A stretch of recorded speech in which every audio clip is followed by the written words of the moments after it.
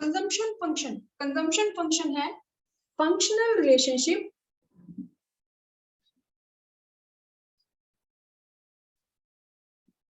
Between consumption and income.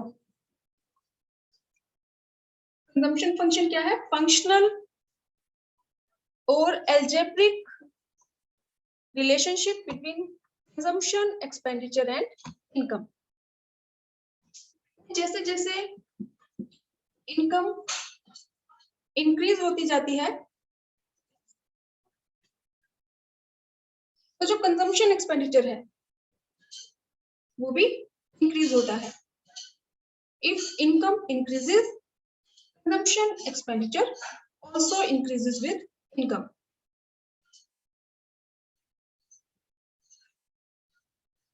For example, अगर हम schedule बनाए कंजम्पशन फंक्शन का तो ये हमारी इनकम है और ये सी से हम डिनोट करते हैं consumption expenditure bye house hold.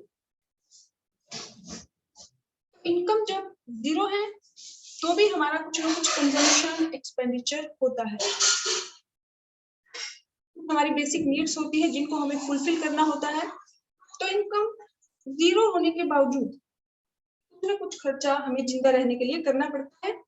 तो ये जो जब हमारी इनकम जीरो है तो जो भी कंजम्पशन एक्सपेंडिचर होता है उसको हम बोलते हैं ऑटोनोमस कंजम्पशन एक्सपेंडिचर।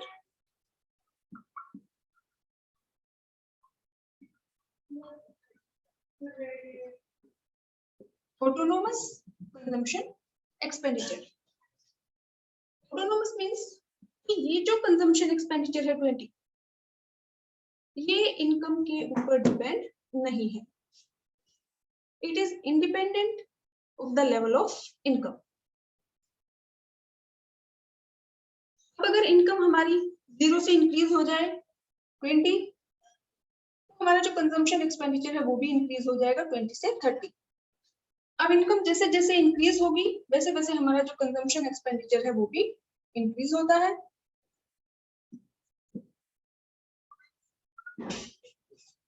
जब इनकम 20 है तो कंजम्पशन एक्सपेंडिचर है 30। जब इनकम इंक्रीज होकर 20 से 40 हो गई तो कंजम्पशन एक्सपेंडिचर भी 30 से 40 हो गया।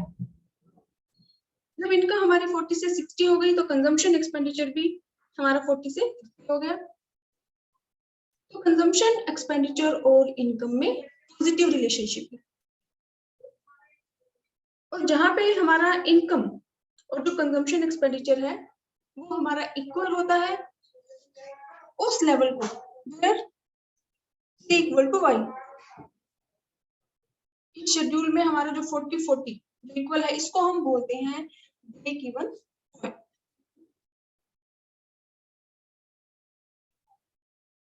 But the rate at which C increases is less than the rate at which income increases.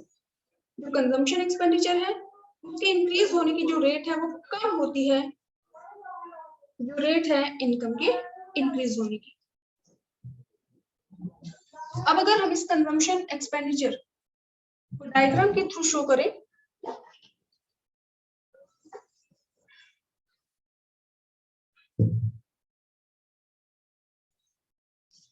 तो ये हमारा वाई एक्सिस है, यहाँ पे हम शो करेंगे कंजम्पशन एक्सपेंडिचर, ये हमारा एक्स एक्सिस है।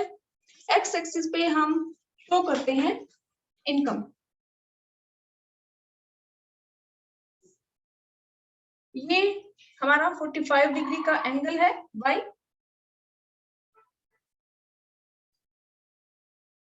जो सी फंक्शन है वो हमारा शुरू होता है वाई एक्सिस से, क्योंकि जीरो इनकम पे भी हमारा कंजम्पशन एक्सपेंडिचर होता है जिसको हम ऑटोनोमस कंजम्पशन एक्सपेंडिचर बोलते हैं। तो सी फंक्शन जो है वो हमारा शुरू होता है वाई एक्सिस से।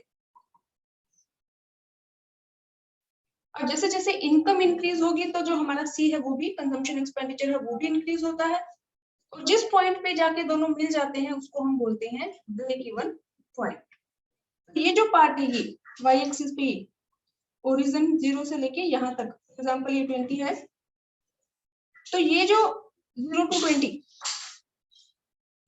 ये जो आपका पार्ट है ये आपका है ऑटोनोमस कंजम्पशन एक्सपेंडिचर। अब जैसे जैसे इनकम इंक्रीज होगी वैसे वैसे हमारा कंजम्पशन एक्सपेंडिचर भी इंक्रीज होता है, दोनों में पॉजिटिव रिलेशनशिप है। और जहां पे हमारा y इक्वल टू c है उसको हम बोलते हैं break even point.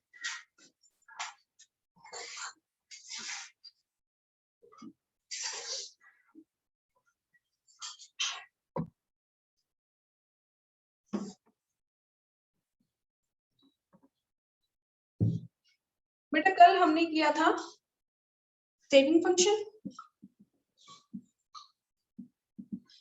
Saving function and it's slope. Saving function क्या है? फंक्शनल और algebraic relationship between x and y। x means saving और y मीन्स इनकम। यानी कि जैसे जैसे हमारी इनकम इंक्रीज होती है तो हमारी जो सेविंग्स है वो भी इंक्रीज होती जाती है। और अगर हमें जो हमारी इनकम है इसके दो पार्ट है C प्लस S, यानी कि जो इनकम को या तो हम कंज्यूम करते हैं या फिर सेव करते हैं। तो अगर हमें कंजम्पशन एक्सपेंडिचर पता है वी कैन फाइंड सेविंग, यानी कि हम इनकम में से लेस कर देंगे कंजम्पशन एक्सपेंडिचर तो हमारे पास क्या आ जाएगा? Saving.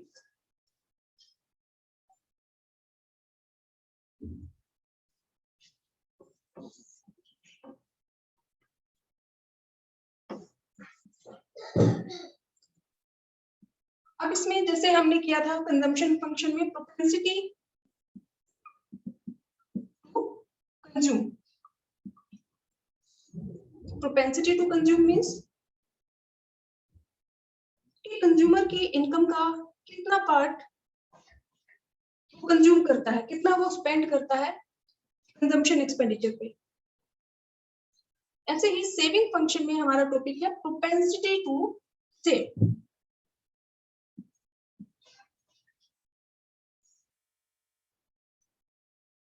Propensity to save means it is the ratio of saving and income। जो कंज्यूमर है वो अपनी इनकम का कितना पार्ट सेव करने को तैयार है, कितना पार्ट वो सेव करता है अपनी इनकम में से। प्रोपेंसिटी टू सेव को हम क्लासिफाई कर सकते हैं एपीएस और एमपीएस। जैसे हमने प्रोपेंसिटी टू कंज्यूम को हमने क्लासिफाई किया था एपीसी और एमपीसी में।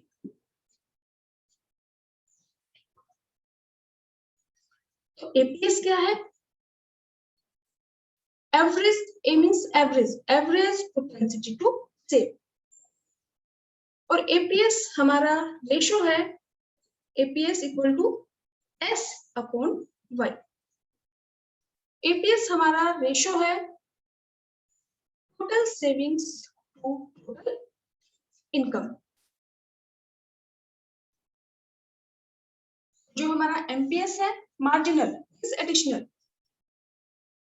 एपीएस तो क्या है कि कंज्यूमर अपनी टोटल इनकम में से कितना पार्ट सेव करता है, कितना पार्ट सेव करने को तैयार है।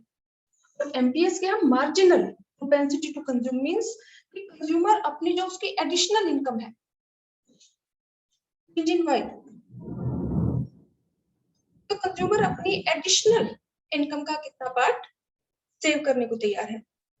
यानी कि एमपीएस को हम डिफाइन कर सकते हैं ratio of change in S to change in Y.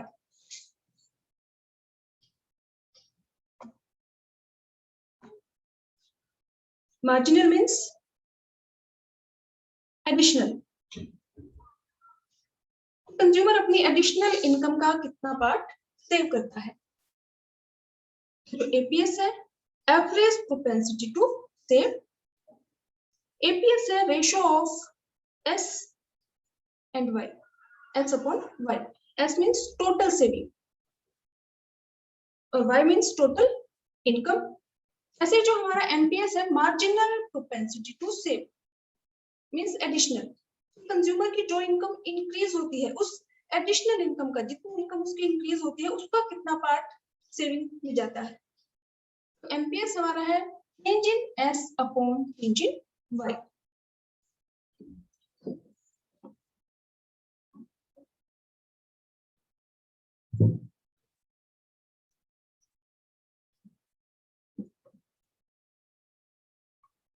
अब अगर हमें इनकम गिवन है 0, 50, 100, 150 और कंजम्पशन एक्सपेंडिचर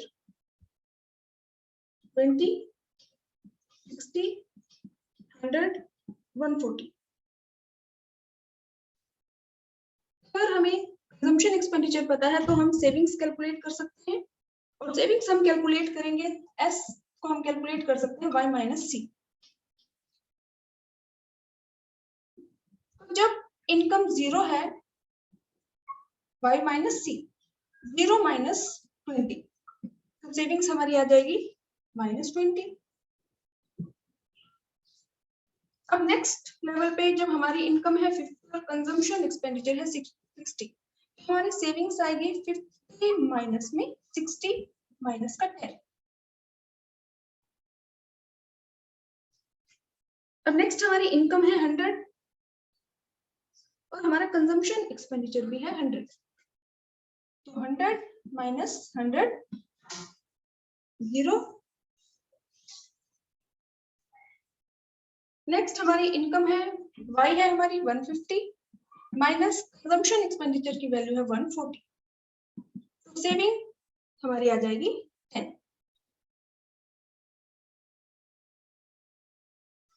अब अगर हमें कैलकुलेट करना है एपीएस और एमपीएस, तो एपीएस क्या है? Average propensity to save, means ratio of S and Y, total savings upon total income. और जो एमपीएस है, एमपीएस हमारा इक्वल है change in S upon change in Y.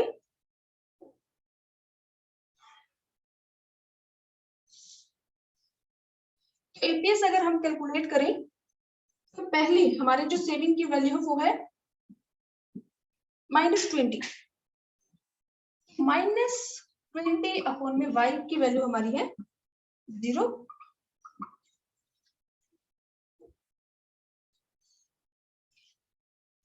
तो -20 को जब हम 0 से डिवाइड करेंगे तो क्या वैल्यू आएगी? बेटा -10 को अगर हम 50 से डिवाइड करेंगे तो 1 को जब हम 5 से डिवाइड करेंगे तो क्या आता है? 0 पॉइंट को माइनस का आते आ जाएगा, माइनस का 0.2। उसके बाद नेक्स्ट हमारी वैल्यू है सेविंग की, एस हमारा है 0 और इनकम की वैल्यू हमारी है 100, 0 अपॉन में 100, ये हमारी एपीएस की वैल्यू आएगी 0।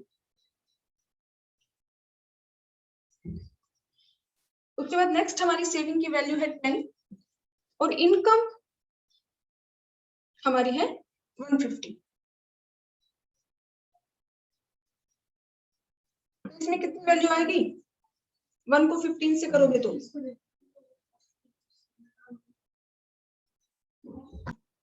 ठीक है। तो ये हमारा क्या है? एपीएस की वैल्यूज। एपीएस जब भी हमें कैलकुलेट करने को कहा जाए तो हम कैलकुलेट करेंगे टोटल सेविंग अपॉन में total income, X upon Y. या तो आपको क्वेश्चन में सेविंग्स गिवन होगी, अगर सेविंग्स गिवन नहीं है तो उस केस में आपको कंजम्पशन एक्सपेंडिचर गिवन होगा। y माइनस सी हम सेविंग्स कैलकुलेट करेंगे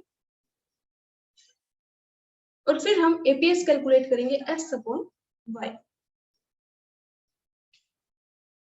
अब इसके बाद हमें कैलकुलेट करना है एमपीएस। एमपीएस क्या है? चेंज इन s अपॉन चेंज इन y। तो इसमें जो भी पहली हमारी सेविंग्स है और इनकम है, इससे पहले कोई वैल्यू हमारे पास नहीं है, तो इसको हम यहाँ पे ब्लैंक छोड़ देंगे। उसके बाद हमें कैलकुलेट करना है डेल्टा एस, यानी कि हम जो -10 है -10 में से हम लेस कर देंगे -20, तो डेल्टा एस कैसे कैलकुलेट करेंगे? -10 में से हम माइनस कर देंगे -20। ये दोनों वैल्यू हमारी नेगेटिव वैल्यू है, 10 भी माइनस का है, 20 भी माइनस का है। तो जब हम -10 में से -20 लेस करेंगे तो ये माइनस और माइनस ये प्लस हो जाएगा।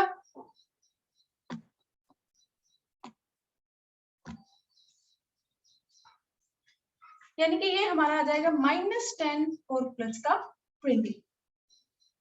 डेल्टा एक्स की वैल्यू हमारे पास आ जाएगी, माइनस का 10 है, 20 प्लस का है, तो पहली वैल्यू हमारी डेल्टा एक्स की आ जाएगी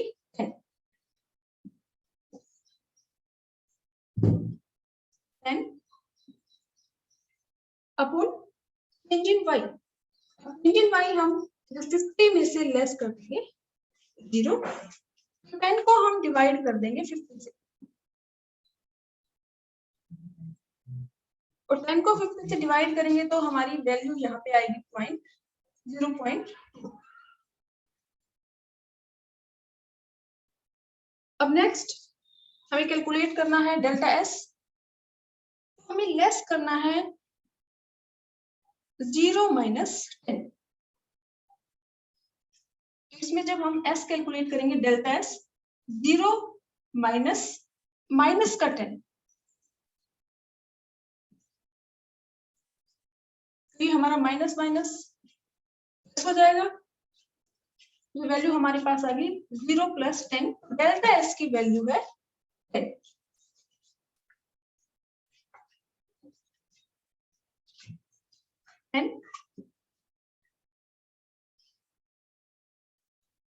अपॉन में delta Y, change in Y, 100 में से हम लेस कर देंगे 50, 10 अपॉन में 50। फिर से एमपीएस की वैल्यू हमारे पास है 0.2।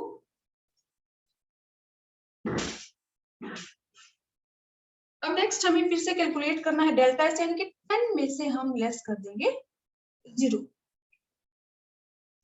डेल्टा एस 10 माइनस 0, 10 माइनस 0 10 आ जाएगा।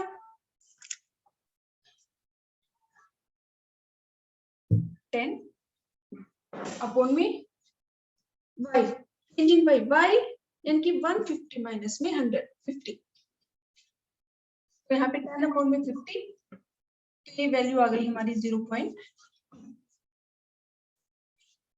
अब जो एमपीएस है इसकी वैल्यू हमारी कांस्टेंट है 0.2, 0.2 एंड 0.2, क्योंकि जो हमारा एस फंक्शन है वो लीनियर फंक्शन है, स्ट्रेट लाइन हमारा कर्व है।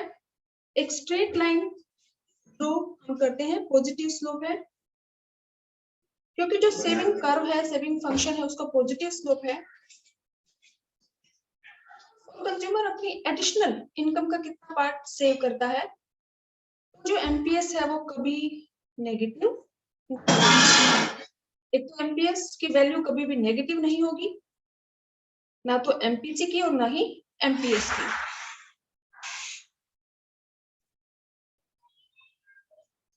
एपीएस है इसकी वैल्यू नेगेटिव हो सकती है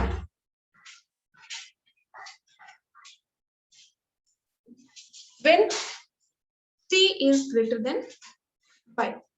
अगर कंज्यूमर का कंजम्पशन एक्सपेंडिचर ज्यादा है उसकी इनकम से, उस केस में जो एपीएस है उसकी वैल्यू नेगेटिव हो सकती है। एपीएस की वैल्यू 0 भी हो सकती है, लेकिन जो एमपीसी है और एमपीएस है, एमपीसी और एमपीएस,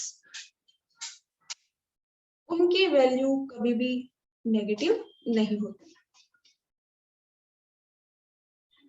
क्योंकि एक तो हमारे जो स्लोप है सी फंक्शन का और एस फंक्शन का दोनों पॉजिटिव स्लोप है, और दूसरा जब भी हम एमपीसी या एमपीएस कैलकुलेट करते हैं तो हम एडिशनल इनकम का पार्ट लेते हैं, वो कभी नेगेटिव नहीं हो सकता।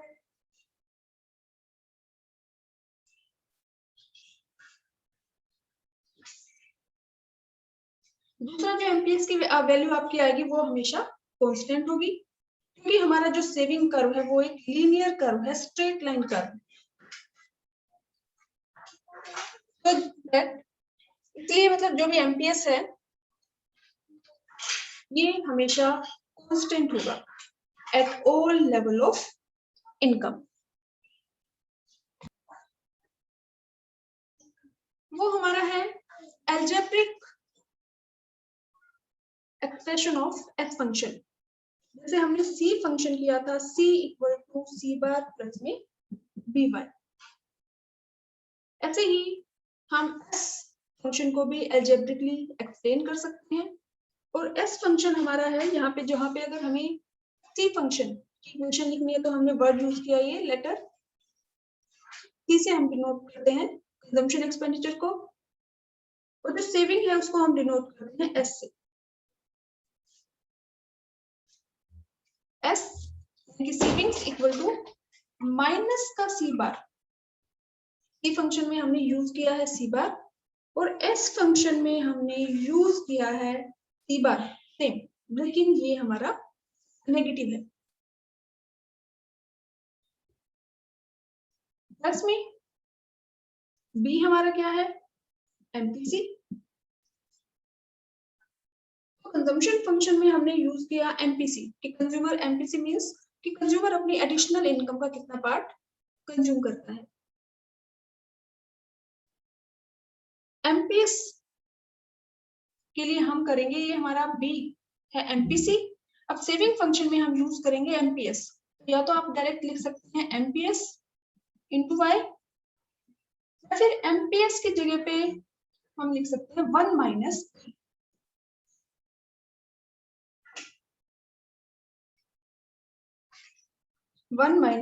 बी, और हम मल्टीप्लाई कर देंगे से वाई से। तो ये हमारा एस फंक्शन है, S equal to minus C bar plus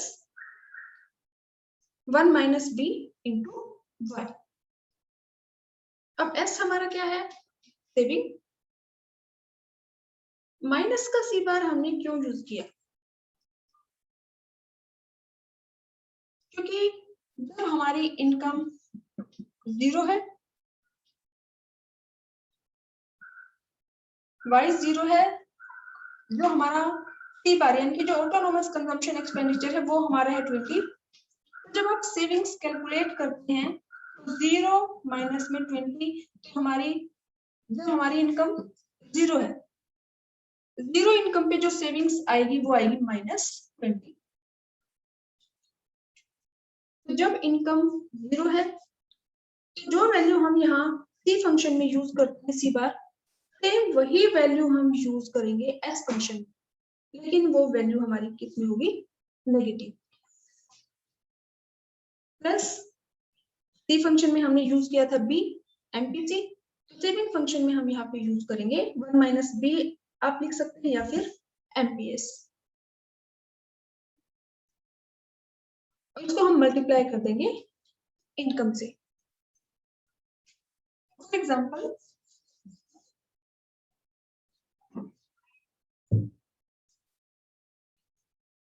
saving function हमारा है एस इक्वल टू माइनस का C bar plus 1 minus B Y. अब ये 1 माइनस बी मैंने क्यों लिखा, ये अभी आपको नेक्स्ट टॉपिक में मैं बताऊंगी, क्योंकि जो एमपीसी है प्लस में एमपीएस, एमपीसी प्लस एमपीएस, इन दोनों की वैल्यू 1 के इक्वल होती है। एमपीसी प्लस में एमपीएस इक्वल टू 1। हमेशा एमपीसी और एमपीएस को जब हम ऐड करेंगे तो उनकी वैल्यू क्या आएगी आपकी 1। तो अगर हमें एमपीसी की वैल्यू पता है, फॉर एग्जांपल अगर एमपीसी की वैल्यू है 0.6, तो हम फाइंड आउट कर सकते हैं वैल्यू ऑफ एमपीएस, कि एमपीएस क्या हो गया 1 माइनस एमपीसी। तो इसीलिए एमपीएस को हम बोल सकते हैं, क्योंकि एमपीसी को हम डिनोट करते हैं बी से, एमपीएस हमारा हो गया 1 माइनस बी। अब यहाँ चाहे 1 माइनस बी लिखिए या फिर एमपीएस। तो ये हमारा है माइनस का C bar plus 1 minus B MPS और Y means income. For example अगर आपको वैल्यूज गिवन है minus C bar equal to 20, minus C bar means जब इनकम 0 होती है, 0 इनकम पे जो हमारी सेविंग्स हैं उसको हम डिनोट करते हैं माइनस सी बार से, क्योंकि जब इनकम 0 है तो जो वैल्यू हमारी ऑटोनोमस कंजम्पशन एक्सपेंडिचर की होती है वही वैल्यू हमारी सेविंग की होती है। ये हमारा है माइनस का सी बार। या फिर अगर क्वेश्चन में आपको सी बार गिवन है तो भी आप सेविंग में यहाँ पे इसको -20,